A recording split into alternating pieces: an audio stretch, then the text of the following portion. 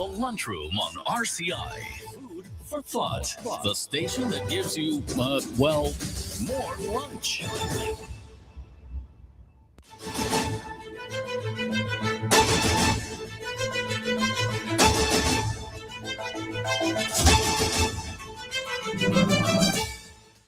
Good afternoon and welcome to the Lunchroom on Radio Caribbean International. It's a brand new week. It's Monday the 16th of February 2026. And of course, you can follow us on 101.1 FM radio, as well as our Facebook page. That's the official page of Radio Caribbean International. Please be sure to like and share that as well with your friends and family. You can also reach us on YouTube and at our website, rcistlucia.com. If you want to call in this program to tell us what's on your plate today, the number to do so, it is 452-3046. Again, 452-3046. You can also reach us on our WhatsApp number, and that is 284-6001. Again, 284-6001. A look back in time, things that happened on this day in history. In the year 1659, we saw the first known check, the date on the first known check ever written, and it was for £400. And that check is now on display at Westminster Abbey. In the year 1840, an American by the name of Charles Wilkes discovered the Shackleton ice shelf in Antarctica. 1923, on this day, Howard Carter opened the inner burial chamber of the Egyptian pharaoh Tutankhamun's tomb and found the sarcophagus. 1959, on this day, Fidel Castro became the 16th Prime Minister of Cuba after overthrowing Fulgencio Batista. And in the year 2005, on this day, the Kyoto Protocol came into force following its ratification by Russia, committing industrialized nations to limit and reduce greenhouse gas emissions. We now move on to our dish of the day. Serving now, the Daily Dish. And welcome back to the Lunchroom here at Radio Caribbean International. Of course, we do hope that you have had a very safe and blessed weekend.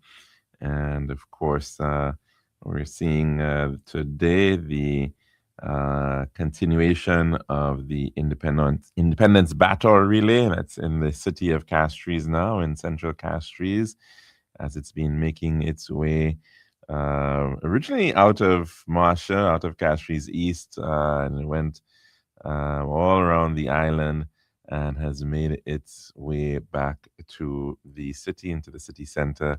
And that'll be ongoing over the next, I think up until tomorrow, I think is the culmination of that event, which has certainly become a staple for independence celebrations here in St. Lucia. And of course, those celebrations are going to come to a climax on Independence Day.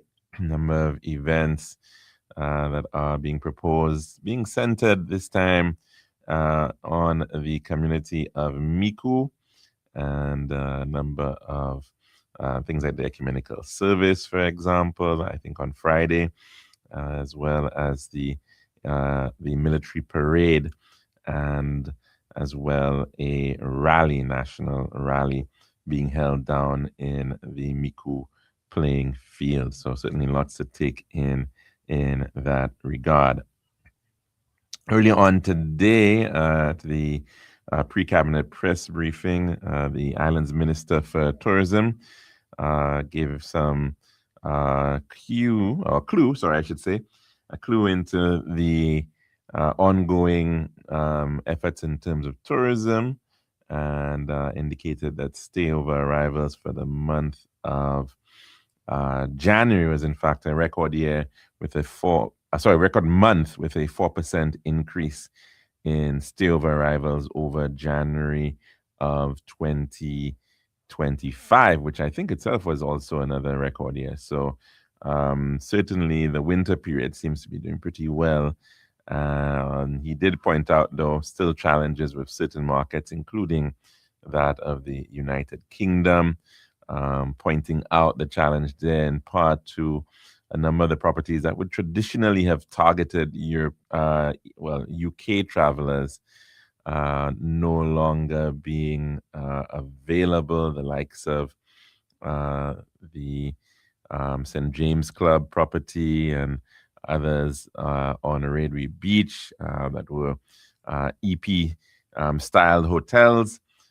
Those have either transitioned in the case of St. James to a couples type of property, and of course the other hotels on Redwood Beach which have been all demolished. The traditional St. Lucian and Royal St. Lucian, Rex St. Lucian properties, Papillon, those all have been demolished to make way for a very extensive redevelopment being put on through Royalton.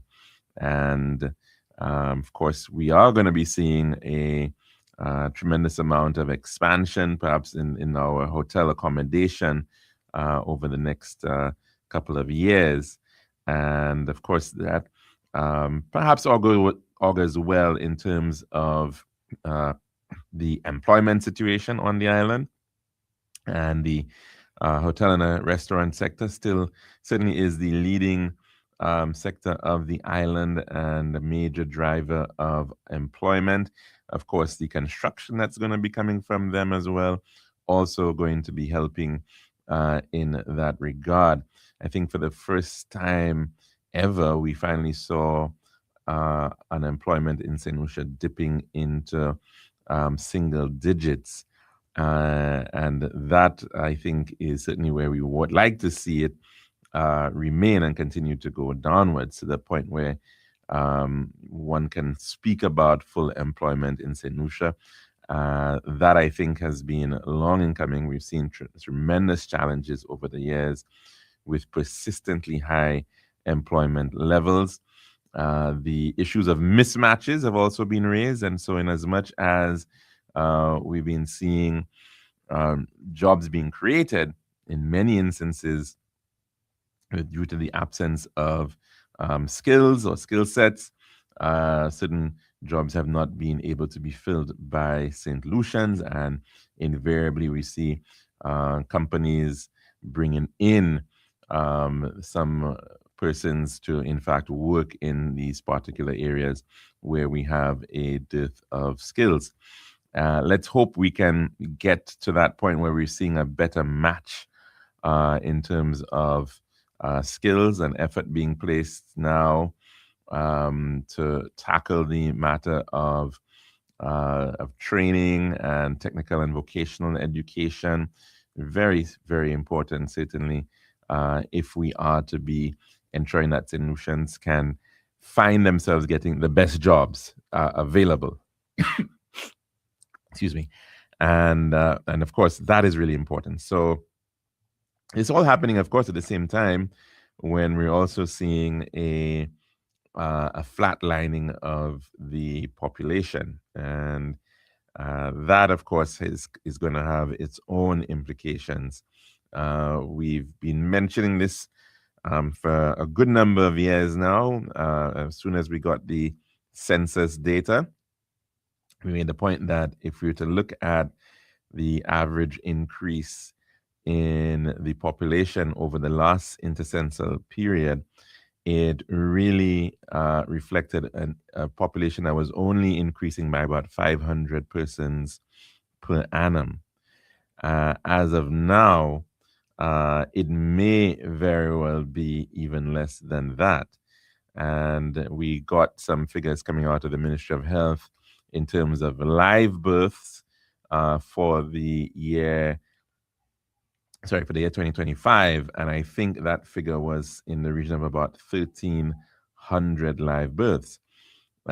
Certainly a major challenge, given the fact that if you net the natural deaths that are occurring from that, from the population We're seeing the population losing about over 1,000 persons per year. And so you really are speaking about a population that is pretty much sputtering on at this point, very, very low, less than 500 new births per year. That trend, if it continues, if we're going to be seeing a continuation of that or flatlining of the birth rate and an increase in the death rate, even by just a bit, given the fact that we are seeing, of course, an aging population, we will find ourselves in a state very soon where effectively we may in fact be losing population. Our net population is going to end up going down. And remember that calculation of births with less deaths is just giving you the natural increase. It's not also reflecting another factor, which is that of immigration. And so whether you have a net inflow or a net outflow of people is also another major factor. Now let's look at what's been happening in the Caribbean. We've been seeing a change in fortune in respect of persons from Guyana. And of course, Guyana used to be a place where we would actually have gotten quite a number of persons emigrating out of Guyana to St. Lucia. That, of course, is not likely to be a trend that you're going to be seeing. If anything, there may very well be a reversal of maybe most St. Lucians now heading to Guyana, given the rising fortunes that we're seeing in the Guyanese economy. We have been seeing some persons coming from other countries in the Caribbean, small, but again, it's a very small level in comparison to perhaps the number of St. Lucians who may be leaving. And we have, of course, a very large St. Lucian diaspora that exists in places like Martinique, but even as well the United States, as well as the United Kingdom and Canada. And we've been seeing generally a flow of St. Lucians out of St. Lucia to these places. Sometimes, of course, it comes through education. Those individuals going across to pursue higher learning end up quite often staying in those countries as well. And so they don't return. It then means that you've got a net loss in your migration. So that is also working somewhat against us. And so we certainly have to be thinking as to how we are going to be a more attractive country for persons to, in fact, work and live in. And many countries, for example, during the COVID-19 period, were trying to attract digital nomads. And the thinking there was that you could work from anywhere in the world. So once you can, in fact, make your country an attractive place to live, then certainly doesn't really matter too much where you are. You can actually end up still continue to work, but then still enjoy the benefits of the quality of life that country may bring forward. Now, this has had its pros and its cons, and you could have seen during that period of time a number of European countries like Portugal, for example, became hotspots for digital nomads because it was seen to be a very generally, Mediterranean climate, good quality of life, and lots of people sought options there to migrate to Portugal. And then in some instances, that also had its negative consequences as well.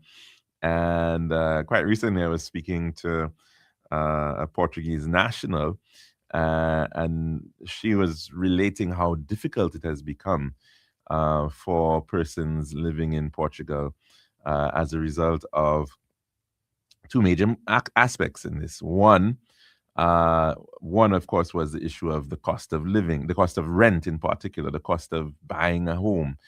And because you had more persons coming in, a lot of more properties also going into the tourism pool, a lot more Airbnb type uses for homes. That has led to it becoming very difficult for the average citizen to be able to actually buy their own home. And so it really has become a situation where one generation before was able to achieve a lot more than the current generation has been. Their children are not able to do the same things as their parents, and that, of course, has major implications in that persons, of course, are also at the same time facing the impact of inflation. And that post COVID inflation has been very dire in many countries, of course, including right here in St. Lucia. We've seen the impacts of it, perhaps not even as bad as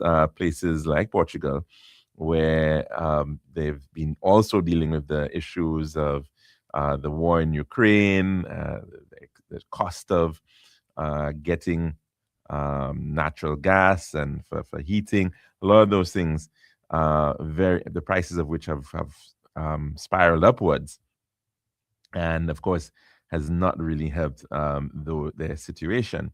So yes, you can of course have some benefits in terms of trying to attract people to live in your country, but of course there are also other factors at play, and of course it comes in terms of prices.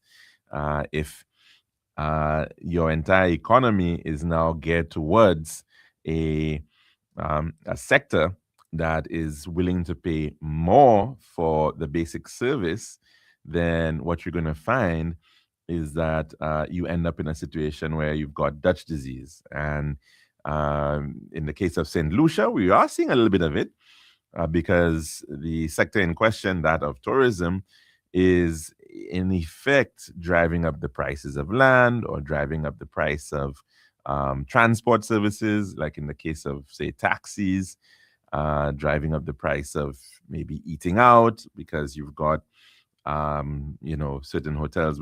A lot of hotels are now aiming to be able to attract that visitor dollar, which is, of course, at a higher exchange rate. So that, of course, has its implications for one's economy, and it therefore means too that certain considerations have to be made in terms of how one can protect the internal interest of the population against these types of pressures, which are inevitably coming forward in even a place like, say, Choiseul, for example, perhaps one of the most rural parts of St. Lucia, but very picturesque and very attractive in terms of the landscape and the proximity to the coastline and the pitons and what have you. But of course, we're seeing, even in a location like that, the impact of the rise of Airbnbs, the impact of tourism on the price of land. And so you're seeing that it sometimes could be a good thing for the local population because they now see it as, well, I'm getting more for the land that I have. But of course, it can have its implications if it means that it becomes a lot more difficult for persons who are now trying to buy from a local pool. They're now being challenged in terms of what they can afford. And so the question of how one goes about development is, of course, something that one has to look at it, because the free-for-all type of approach can have its negative consequences in that regard. If everything is for sale, and then potentially everything can be bought in that same sense, it then crowds out a lot of people who then of course have a much more difficult time being able to gain assets, gain products and services in that same space. So that is one of the major challenges, of course, that we must deal with in that of tourism, and how these are all balanced out. Of course, one of the areas that we have seen a lot of concern over the years has been, where should, in fact, one have large scale tourism, where the appropriate areas for that type of activity, and where should we perhaps try to reserve for the benefit of the local population, so as to ensure that they get a good opportunity for themselves, in terms of access to things like the beach. That has been a very, very big issue. And so, although we may be miles away from the Algarve and the south of Spain and these regions, some of the implications that we're seeing are very similar, because we're dealing with similar industries like tourism, which are in fact impacting us in similar ways. In the case of Lisbon in Portugal, as my good colleague was pointing out, that the situation there is that a lot of the visitors who come in on these massive cruise ships every day, they're taking public transport, and it's the same public transport that is needed for the average person to be able to get around. And so they're crowding up the rail lines and the subways and all of that. Here, of course, it may not be that they're taking public transport, but they're still crowding up the roads, and of course are still also utilizing some of the very same services, whether it's water or whatnot. So, of course, in as much as we do want to see development, that development certainly has to be thought out, it has to be planned, because the consequences of that can sometimes be pretty disruptive to the population as well. Of course, the big question now, too, is whether, in fact, in the long term, we should be seeing how we can better utilize the technology that is available, particularly information and communications technology, to be able to broaden the types of services that we are engaged in terms of our economy. And so that is, of course, a conversation that economists do need to look at, especially when you look at a place like India, for example. India has certainly placed itself in a very good way, in that it's being seen as the software development BPO center for the world, because one, of course, it has a very large population, the largest in the world right now. But not just that, it has lots of skilled, very skilled population. And so it is using that, leveraging that, the strength of its population, to get into services. It has not really been able to, as yet, completely go the route of China. China went big into manufacturing and industry, both heavy industry as well as consumer products. India perhaps will get there at some point as well, but its route to try to get to the top has been to leverage its human population through the use of IT to be able to provide services, so that these services are not necessarily going to be shipped across in a physical way to other parts of the world, like China, of course, has to deal with, but is being provided through the strength of IT. And we, of course, have that. We've seen some of it, of course, right here in the growth of the business process outsourcing in certain call centers. But the growth of that is another area certainly that we need to look at as to whether we can do more in that regard. Same principle, in fact, in terms of the idea of digital nomads coming to your country because they can work anywhere. Can we, in fact, realize jobs for individuals anywhere in the world? And we are seeing a little bit of that, of course, in terms of lots of people getting opportunities through the internet to provide services, whatever they may be.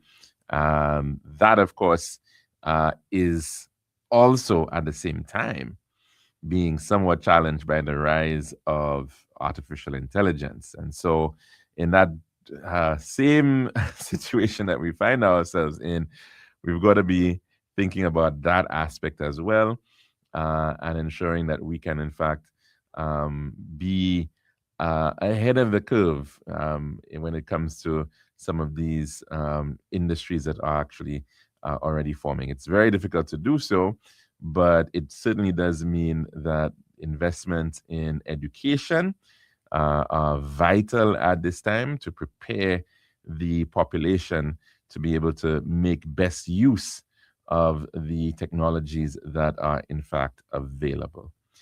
That's our dish of the day. And of course, when we come back, we'll take in our weather report and then head across to the phone lines.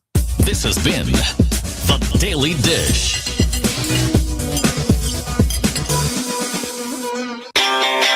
Island style, yeah. We got the time to make you go. We got the time to make you say, yeah. We'll have to make the right choice. Island style. We got the time that will make you happy. Island style. Oh yeah. We make your dream come alive. In Island style. We have times and things, sets, pieces and ground. Everything you need is on the outside. For the best price and the latest style. Take a little drive down to Island Style car. We got the time to make you go.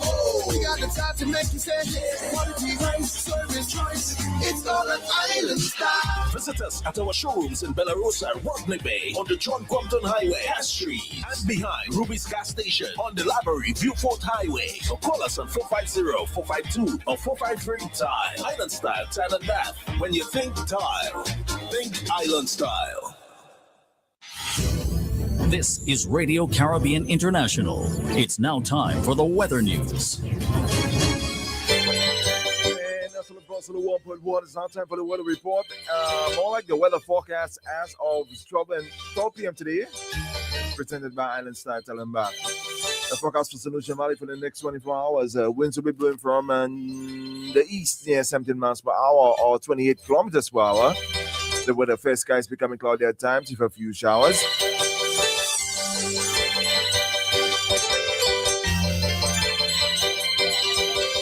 Also, the forecast for the Los Angeles, fair skies becoming cloudy at times with a few light to moderate showers.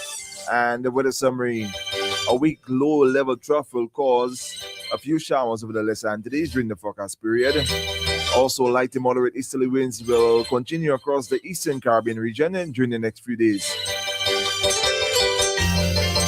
And this has been your weather forecast as of 12 noon today, presented by Island Style Talent Bath. This has been RCI's Weather News. For more information, call the Weather Hotline at 454-3452. RCI 101 number 1. Island Style, yeah. We got the time to make you go. We got the time to make you say, yeah. We'll have to make the right choice. Island Style. We got the time that will make you happy. Island Style. Oh yeah. We make your dream come alive. In Island Style. We have times and things, sets, pieces and ground. Everything you need is on the outside. For the best price and the latest style. Take a little drive down to Island Style car. We got the time to make you go. We got the time to make you say, quality, price, service, choice. It's all an island style. Visit us at our showrooms in Belarus and Rodney Bay on the John Compton Highway, Castries, and behind Ruby's Gas Station on the Library Viewport Highway. So call us on 450-452 or 453-TILE. Island Style, Tile and Bath. When you think tile, think Island Style.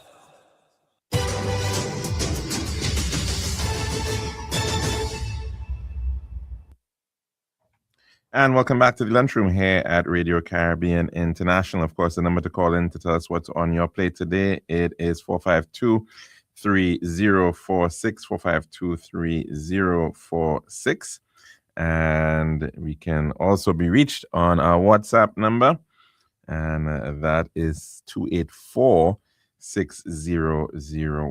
284-6001. And of course, another developing story that we are trying to monitor, the matter of the continued U.S. military strikes on vessels in the Caribbean. That's ongoing. We'll talk about that in just a bit. Mr. Joe. Good afternoon, caller. How are you doing? Not too bad. Wonderful. Yeah. Now, Guyana, I have to say Guyana, because Guyana will be very rich, and they have a very small population. Mm-hmm. But they're already building a motorway from Guyana to Brazil. Now, Brazil have a vast amount of people. So when Guyana open to Brazil, there won't be no short of labor Guyana, because Brazil have a lot of people and they don't have enough work for those people. Well, it's not quite a motorway that they're building. It's a road. They are building a road, a proper road, to Roraima State in the north of Brazil. Yeah. Now, that said, though, I mean, I take your point, and already, if you visit Guyana, you're already seeing a very cosmopolitan space. There are a lot of people who are coming out of Brazil, who are coming out of Venezuela, who are, China. You have a lot of people migrating to Guyana. So we probably don't even know the real population of Guyana. Or I don't even think the Guyanese authorities know the true population. You know the population of Brazil. And I take your point that Brazil is a massive country, about 200 million people. But the where they're building the road to happens to be one of the least populated parts of Brazil, which is Roraima. In fact, I think it's the least populous state in Brazil. And part of the challenge is that it's actually the part of Brazil that is north of the Amazon. Right. Mm-hmm. So you have the way Brazil is, of course, most of the population is actually in the south and along the coastline. Right. So you have the southern states, the Sao Paulos and Rios and Belo Horizonte and San. George, when you see you need, that will stop them, because look at how we leave the Caribbean and go all the way to Europe to look for work. Well, I'm not. We need. Certainly, we certainly do need, and Guyana certainly does need a larger population if it is to be able to continue to. They're talking about less than 1 million people. Such vast, this big country now with oil and riches. Not only oil, they have the money to explore all the wealth they have. They lined up that they couldn't do. Now they can do it. Mm-hmm. So it's not only the oil, but Guyana had long time. They used to ship the bauxite to Trinidad. I don't know if they still ship the bauxite to Trinidad, but they have things there. And people, if you go, you work hard, you will achieve. Mm-hmm. Yeah, I mean, lots of St. Lucians did that in the past. Lots of people from the Caribbean did it. And I'm not doubting at all that we're probably going to be seeing a repeat of that, of the past, when it comes to the population of these islands. Quite possibly are going to be a number of people are going to be attracted to opportunities that are coming up in Guyana. A lot of Trinidad and Tobago, for example, might also be facing that similar type of flight where professionals are going to leave there to work in Guyana. It's already happening. They've always had a very strong relationship. And then sometimes you never get those people back. They were talking quite recently, they were looking at the Venezuelans who've left the oil industry. They have quite a few Venezuelans in Guyana as well. Yes. But I was saying that a lot of Venezuelans who worked in the oil industry in Venezuela have left because of the struggles of that industry and all the struggles in that country. And a number of them went up to Canada, right, to Alberta, and many of them are never going to come back. No, they won't come back. Right, so that's a big challenge sometimes when you are trying to develop a country and it's facing a lot of hardship, and we've seen that with Cuba as well. Significant flight of Cubans out of. Something I would like to say again is the population. We allowed people like Trump and all those people in America to come here and tell us we have the night, the peel from night over and all sorts of things. And those things, we allowed our population to dwindle. Oh, you're talking about down and down because family planning. Yes, right. Is that killing us? Yes, well, that was a big. They're already on family planning. Yeah, that was a big push during the 80s, right? Because we were told that we had too many people, too many births. We couldn't sustain. Our economy could not sustain the rise in numbers. Well, right now we're getting to a point where we don't have enough people probably, and we haven't quite peaked in terms of development, and it's a major challenge. The other thing was in my time, not my grandmother looked after me, my great grandmother. Your great grandmother? Wow. Okay. Not my great grandmother. Okay. So you find that grandmother and looking after their daughter's children, their son's children, and when I was growing up. But now everybody want to work. Even the old people want to work. Who are looking after the young children? It's very expensive. That's when true. You have a child. To bring up now. Yeah. No, it's a major challenge as to how you reverse that. Reversing it is even more difficult. Because you're now telling women that you need to have more children, and they're going to be saying, but where's the help? The point that you're making is so important. Who have the remedy for that? Japan. The young people, they give them houses, they send them to the countryside where they can have several children. And I don't know if it's a remedy because they have to take black people from Africa to work in Japan now. Well, I don't know if it's a remedy because they still have not been able to get to boost their population. And it's also interesting because when you look at, and this is so telling too, when you look at the change in economic development between Japan and the United States. There was a point where Japan during the 70s and 80s, I think, was growing at a much faster rate than the United States of America. By their population, their population by the 90s. Right, exactly. So Japan was, if you look at the rate that Japan was growing at, you'd have thought that this is. But then by the 90s, when its population pretty much just flatlined, right? You then saw that Japan was not really growing. It got into this state where it was just stagnant for a very long time. But the United States population was continuing to grow, and its economy continued to balloon. The scheme they had in Japan, the one child a person. Well, I'm not sure. Well, China had that. China a couple is one. Well, I don't know that Japan ever had that restriction. Yeah, they had it. But China certainly. China was only one. Now they say it's two.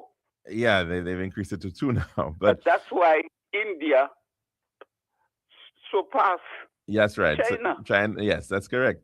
So the situation now in Japan is that its economy is not growing that much. It's now has to finally, and Japan is as you were saying, a very homogenous society. They don't have a lot of immigrants. I think maybe about 3% of the population is considered to be an immigrant. I mean, you compare that to the United States, it's night and day, and so of course they now are looking at it. But interesting enough, the government that has just come back into power, which has been there for a very long It's a time, the woman, ain't LDP, yes, and they're a right wing party, and I don't know that they're looking to increase the immigration or them. So it's going to be interesting to see how it pans out for them. Anyway, Mr. George, I Yes. give somebody a All right then, caller. Thanks good very afternoon, much Mr. for that engagement there. And of course, the number to call in is 452-3046. Again, 452-3046. And there are places in the Caribbean that could still sort of be considered overpopulated or have very large populations relative to ours. Haiti, for example, is one of them. As to whether, in fact, we're going to be seeing any kind of a rebalancing of these populations over the Caribbean. Well, that of course has to come with a lot more cooperation in that regard. 4 countries thus far, I believe, within CARICOM have agreed to free movement of people. Of course, within that context of reciprocity. We have not yet joined in on that. And so it'll be interesting to see the matter of, we've been speaking about single market and economy. The matter of free movement of people has been one of the major stumbling blocks and areas which has always been very, very controversial, very that various governments have handled, very circumspectly.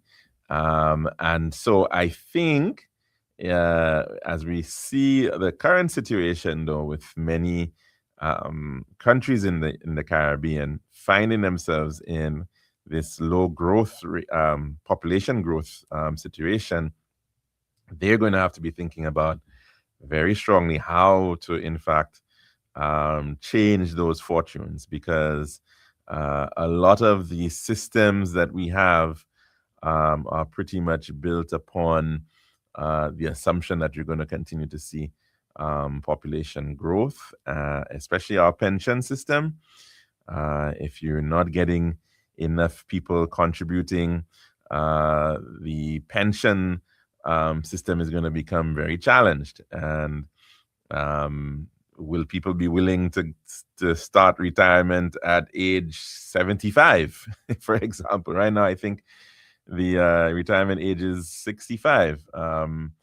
There may very well be a need to consider that aspect. Some countries have gone beyond 65. I think some are at 67 at this point in time.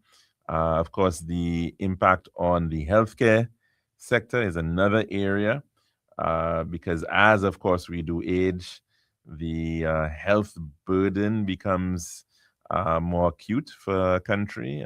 Persons, of course, tend to, as they get older, develop lots of challenges, health issues, and so all of that, of course, is going to have implications on the healthcare system.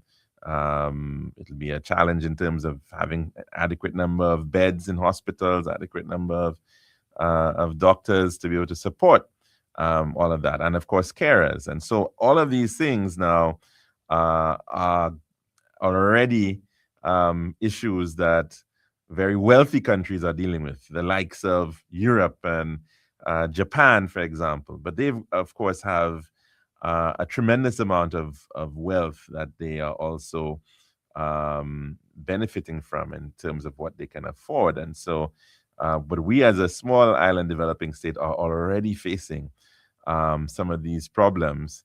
And so it will certainly be a very interesting balancing act that that we have to now deal with when we're seeing a lot of population being taken out. They're heading out of St. Lucia, they're heading overseas. You're not seeing the similar levels of replenishment through immigration coming in. So a lot of it, of course, therefore means that we have a multiplicity of challenges. We have what some may call third world challenges as well as first world challenges all at the same time. And so it makes for a very challenging policy space to be able to be addressing many of these simultaneously. Now, on to another front, in fact, even as all of that is going on, we know that the Caribbean has been quite a hot spot, even though we're have seen the extrication of Nicolas Maduro out of Venezuela, currently in a U.S. prison. We are still seeing quite a number of strikes, of boat strikes, in the Caribbean Sea. And the St. Vincent Times just yesterday reported wreckage of vessel surfaces near Canouan after U.S. lethal strike. And that story reads as follows. Remnants of an alleged drug boat blown up in a lethal strike by the U.S. military last week surfaced off Canouan on Saturday. The discovery was made by a group of fishermen from the mainland. They indicated to the publication that no bodies were seen floating in the area. The actual location of the strike was not made clear by the U.S. Southern Command last week, only stating that forces had struck a vessel allegedly transporting drugs in the Caribbean on Friday, killing 3 people. Quote, Joint Task Force Southern Spare conducted a lethal kinetic strike on a vessel operated by designated terrorist organizations, Southern Command said in a post on X, adding that, quote, intelligence confirmed the vessel was transiting along known narco-trafficking routes in the Caribbean and was engaged in narco-trafficking operations, end quote. Fishermen who made the discovery said the bow of the boat was still visible with the engine and most of the hull submerged. The nationality of those killed in the strike were not detailed by the U.S. military. However, St. Vincent Times understands from several sources that 3 St. Lucians who went out to sea last week, Monday, have been missing since. Those reports as of press time were not verified by St. Lucian authorities, who promised to get back to the publication. The location of the find raises questions about whether the boat was blown up in international waters or in the territorial waters of St. Vincent. The St. Vincent government has not issued any word on the strikes or confirmed if they did indeed take place within its seascape. The Trump administration has adamantly defended the strikes as necessary to stop illegal drugs from entering the U.S. Since the strikes began in September, at least 37 strikes have killed 120 people, excluding Friday's strike, according to the Department of Defense. The U.S. resumed boat strikes in late January after largely backing off from attacking boats in the region following the U.S. military's January 3rd kidnapping of Venezuelan President Nicolas Maduro. And that story coming from Ernesto Cook out of the St. Vincent Times, entitled Wreckage of Vessel Surfaces Near Canouan After U.S. Lethal Strike. And of course, making mention there, suggestions that from several sources that 3 St. Lucians who went out to sea last week, Monday, have been missing since. So, of course, this is a continuing and developing story, which is no doubt very, very contentious. given the nature of what is has been done there. Of course, we've been hearing about these strikes in the Caribbean Sea as well as the Pacific Ocean. We've, of course, seen other islands and other nationalities being impacted by these strikes, including Trinidad and Tobago nationals as well, fishermen coming out of that country. And we certainly have also seen quite a lot of condemnation regarding the manner of these strikes, that these individuals are effectively being executed. The Trump administration is utilizing a declaration of these individuals as designated terrorists or being part of designated terrorist organizations. Now, as to how and what terrorist organizations these individuals are part of is not clear.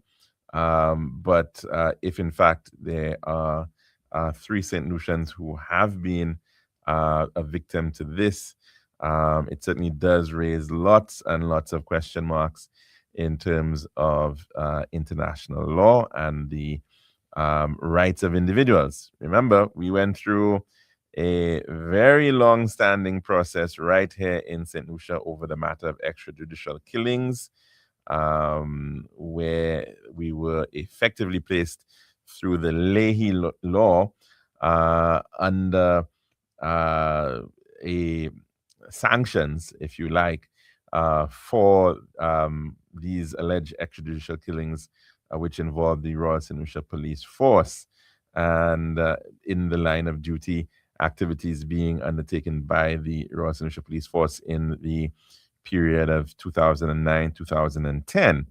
And for us now to be witnessing possibly St. Lucians being killed in this way, it certainly is very, very, very concerning and really of grave concern, no doubt, to St. Lucians and the safety of St. Lucians everywhere, in particular, of course, that of fishers who are in waters. Now, of course, still lots unclear as to the identity of these individuals, whether those bodies will ever be found, what has occurred, whether they occurred in international waters or whether they occurred in territorial waters of St. Vincent or other countries in the Eastern Caribbean.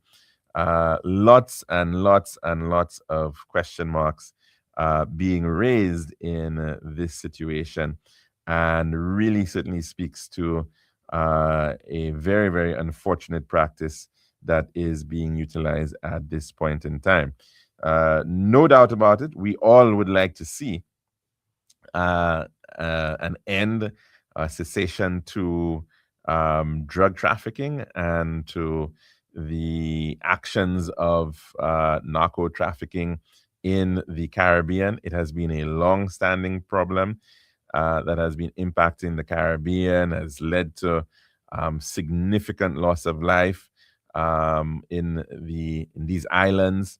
But we also know that, of course, that many of these problems are certainly tied to the destination markets where those types of activities have been engaged in particular that of the United States of America.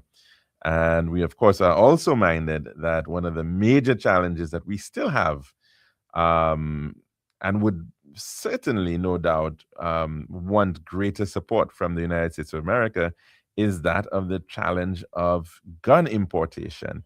With many of these weapons which are getting into the hands of criminal elements in these islands, in fact, coming out of the United States of America.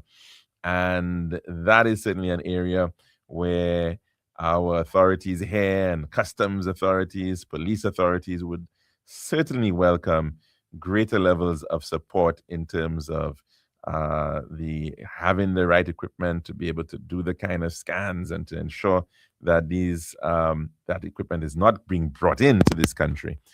But let's go to the phone lines at this time. Good afternoon. Welcome to the lunchroom. Hi, good afternoon. How are you doing, caller? I'm fine, thank you. I heard you talking about. I listened this morning and I heard about the bombings in the northern part of St. Vincent and also in St. Lucia, and I really thought that thing had stopped. I mean, the U.S. already took the biggest fish out of the Caribbean Sea, so they're still doing around, still bombing. Well, yeah, you in some respects you would have thought that if they went straight for the head, and the allegations that were being made was that Mr. Maduro was effectively one of the linchpins in a narco trafficking, and that was the justification. In fact, that's the basis right now for him to be under trial in the United States of America. And then, of course, we're seeing these activities that are going on, and what we know is that these people will never see a trial. No. These individuals who are being blown up, right, in Caribbean waters, are not being given the right of justice. They are not. But they commented on the first bombing. From the news, they commented on the first, but the second one, there's no response. They're just quiet on that second one. That's the thing. They cannot say what was the reason for bombing that other boat with the two guys that killed so many people, that killed the two guys on the windows in the waters between St. Vincent and St. Lucia. So yes, I understand there was one, and I think the suggestion is that the wreckage has come up on the northeast coast of St. Vincent, near Oia. Which of course is right near the north of the Soufrière Hills, Soufrière volcano, which would put it between that channel, the St. Vincent channel, between St. Lucia and St. Vincent. No, I don't think we've gotten any kind of word on that one as yet. No, they did not. No. So again, we'll have to wait and see what comes of that. In terms but is it dangerous now for the fishermen, the genuine fishermen that are out there making a living? Yeah, certainly, and yeah, and sometimes you do have family connections between St. Vincent and they can ride on a boat and St. Lucia and elsewhere, and of course with these types of activities, it is very unnerving, certainly. Again, and you don't ever get to see it because all you're being told is that, well, they were on known narco trafficking routes. Now, what I mean, that could mean. So how do you check that? How are they going to detect whether these people had any narcotics from? How can you know what these people are doing? You're not stopping them to say, well, you'll stop them. Well, and that's the thing. You'll get whatever you're looking for on the wood, and then you'll do. But no, you're just bombing. No. And I mean, I would love to know what the process is too. Are you flying these drones? Are you asking them to stop? Are you asking them to? What are you actually asking them to do? I mean, it doesn't even appear that you're trying to shoot to demobilize the vessels. It's pretty unfortunate how it is being done. It is very clear that the intent is to kill these individuals. Yeah, that's these guys on the scene. We've seen this military out there. I don't think they would just keep on going if they ask them to stop anything because it's their life they're going to lose. So I don't. But to just be doing things like that, right? And then you also have, very good work that's being done by the U.S. Coast Guard, and they're doing interdictions. They're out there, and and I have no doubt that we would perhaps all welcome a lot more efforts by the U.S. Coast Guard. But what is going on right now is clearly, it seems to be execution on the high seas. Nobody can do nothing about it. Well, I mean, the Caribbean governments don't want to do anything about it because they're staying quiet and they say nothing. Well, I think the Caribbean governments have to lodge their concerns. They have a right to their citizens to ensure that that there has to be some accountability in such matters. I mean, if an accusation is being made, because effectively what this is saying is that if these are St. Lucian individuals, right, who were killed, and they're killed on the basis that they are part of a designated terrorist organization, right? It therefore means that we need to know, well, what is this designated terrorist organization? Are there other members of this designated terrorist organization? How was that ascertained? How was that determined in this entire matter? Is there clear evidence? All of that needs to be brought forward, and clearly the means by which this is being handled is completely inappropriate, because we know, for example, if you can in fact monitor and track these individuals, right, in open water, far wherever they may be spotted, then certainly and surely you can also pick up the phone and let the authorities know that these people are headed to this location, and then of course they can therefore be captured and they can be brought into justice, right, with evidence, whatever the case. That is what one would expect. If we can take footage of all sort manner of things, it should be possible to be able to ascertain whether in fact there were drugs on board these vessels, and something could be done. But do they even have the right to be in Caribbean waters? Does the American IRS given permission? Well, no, that also is contrary to international law. That whether they have permission to be within territorial waters of a sovereign state is another matter completely. Yes, so that's also of concern. Because this morning someone was saying something. Someone was saying if they get there was one of those boats coming from Florida to go to Louisiana, would they do the same thing? And he's sure they would never have done that. Yeah. Caller, unfortunately, we'll have to continue this conversation tomorrow because we're already out of time. Okay, take care. And of course, we will be back again, God willing, for another program of the Lunchroom on Radio Caribbean International. Do have yourself a very blessed Monday.